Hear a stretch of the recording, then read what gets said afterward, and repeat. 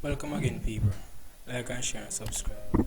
The police have launched a manhunt for a gunman who shot and killed a man alongside the Milford Main Road in Ocho Rios, St. Anne on Saturday morning.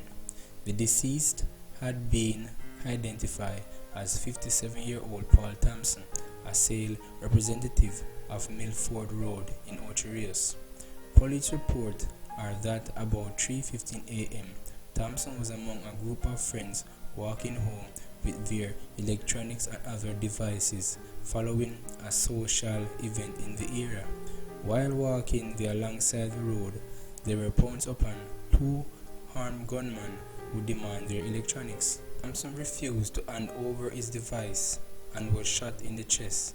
One of his friends managed to raise an alarm and the residents came to assist them. The gunman, however, escaped in a waiting motor car.